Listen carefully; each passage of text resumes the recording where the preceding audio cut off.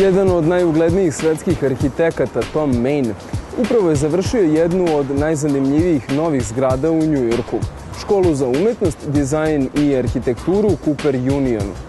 U razgovoru koji smo sa Tomom Mejnom imali tokom njegovog nedavnog boravka u Beogradu, objašnjavao je principe svog rada, pa i rada na upravo završenom, a već poznatom projektu za školu Cooper Union. Thom Mayne je pre nekoliko godina dobio najveću svetsku nagradu za arhitekturu, Pritzkerovu nagradu. Najviše je gradio u Kaliforniji. Danas upravo završava zgradu Univerziteta Cooper Union, jedno od najinteresantnijih novih građevina u Njujorku, a priprema projekat rekonstrukcije gradskog tkiva Pariza, kao i projekat nove najviše zgrade u tom gradu. Kao gost Američke ambasade u Beogradu i Nedelje arhitekture, ovog leta je posetio glavni grad Srbije i našao se pred mikrofonom i kamerom gradologije. Pitali smo ga kako se arhitekturom bavio kao mlad arhitekta, a kako se njome bavi danas. Saslušajte kratku priču o tome kako se razvijao i kako je svoj pogled na arhitekturu menjao jedan od najvećih svetskih graditelja. You know, it's funny, for my first 10 years of practice, through my 30s, I was doing projects, speculative work, drawings, models, research. And then, more or less, with bits and pieces of things. And then in my 40s, I was building small projects. And very early on, I got interested in the taking responsibility for the construction of my own ideas. And I made things. And I invented things, and I constructed them. I found not typical contracting. I went to specialists. And the work became known for its investigation of processes, materials. And it was very haptic, tactile.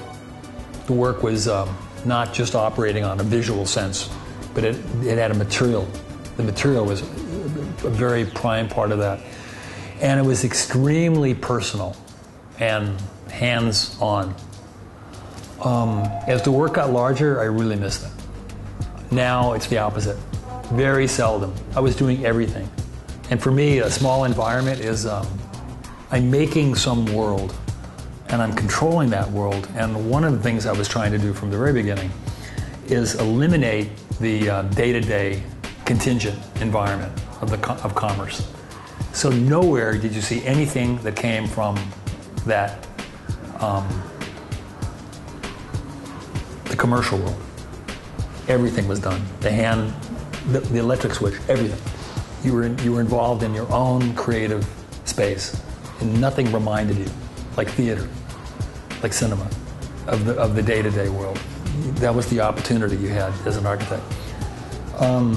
Now the work is much more strategical, tactical, operates in large kind of organizational ideas, urban, environmental,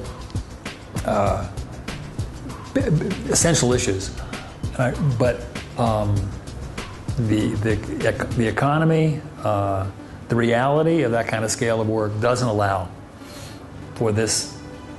It would cost just economically. And then, if anything, it's reversed. I'm just finishing the school at Cooper, and we had actually a very limited budget. And if I would have done this 20 years ago, I would have been fighting for this specificity and these handmade things. And maybe I would have won the battle, but it would have been a disaster. It'd be the forest and trees conversation. Because now I understand that I have to build a building, and they want a serious building, and they want a building that represents ideas. But they have scholarships, faculty salaries, the operation of maintenance in the school, and it's seen as a part of a total educational environment, all right? And I have to operate within the broader terms of that environment and produce architecture.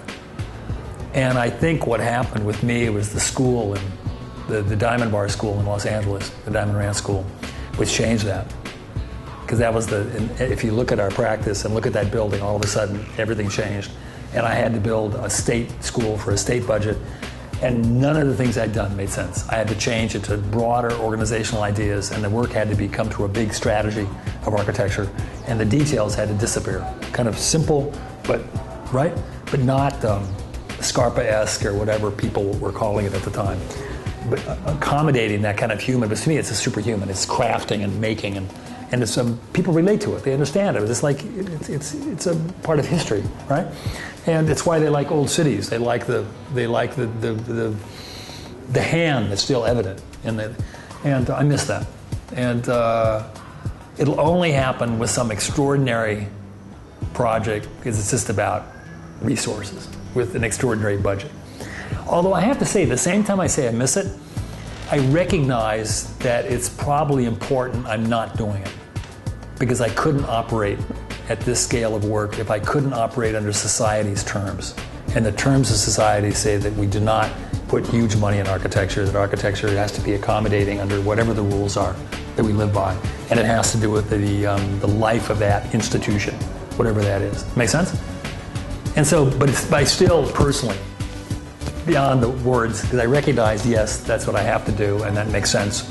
And so when I'm taking my bow for Cooper, I'm not going to be blindsided by, oh, but Tom spent X amount of dollars to build this, and then I'm going to lose, because finally, architecture is not going to win. It's going to have to, right? It's going to have to accommodate the student and his scholarship and his programs, et cetera, right?